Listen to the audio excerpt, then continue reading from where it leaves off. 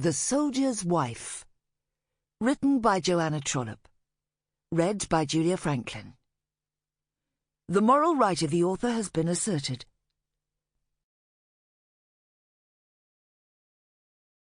Chapter 1.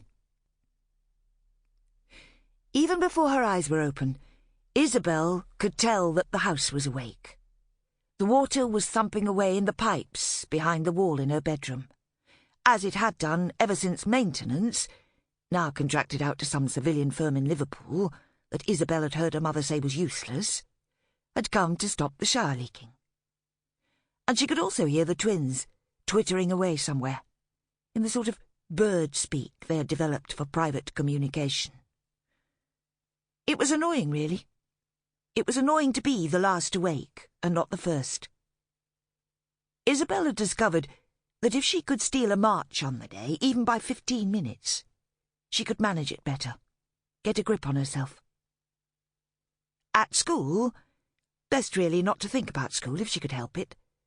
She had devised this method of taking charge of herself deliberately and methodically, as a way of dealing with the homesickness. Wake before everyone else. Go through the wretched mental photo gallery of home and Mum and the twins and the dog, and the smells museum of the kitchen and Mum's sweater drawer, and the awkward cupboard where the bed linen lived, whose door would never shut. Then gulp, sniff, wipe eyes, sit up and breathe. Breathe and breathe. Eyes shut, then eyes open. Swallow. Find hairbrush and begin to brush, reminding herself how amazingly lucky she was to have long, thick, straight hair, and not the curly or frizzy kind that got you despised for something that you couldn't possibly be blamed for in the first place. Put hairbrush back. One more deep breath. Up. Isabel put her fingers lightly across her eyelids and opened her eyes slowly behind them. She was not, of course, at school. She was at home, in her own bedroom, at number 7, the Quadrant, Larkford Camp, Wiltshire, which had been home now for nearly 2 years. Before that, home had been a bit in Germany, and a bit in Yorkshire, and a bit in London, and before that, when it was just Mum and Isabel on their own, a bit in another part of London, in a high-up flat, with the top of a tree right outside the windows, which, Isabel believed, she remembered with a passionate nostalgia. There'd also been schools to go with all these places. School after school. 5 schools by year 6, Mum had said to Isabel, trying to make the case for boarding school. It's too much. It's too much for you. It isn't fair. You make friends and then you move and lose them.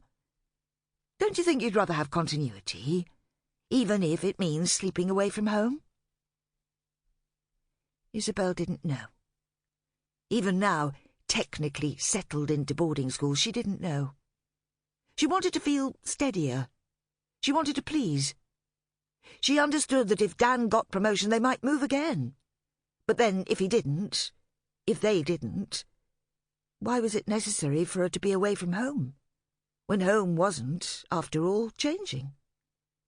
And then there were the twins. The twins went to a local nursery school, and when they were 5 would go to the local primary. But the twins, Isabel began. Mum looked at her. Isabel could see she understood and hadn't got a real answer. She just said, "We can't plan, you see. Not if we want to stay together, as a family. But if you go to boarding school, at least you know, I know, that one thing at least will go on as before. That's all."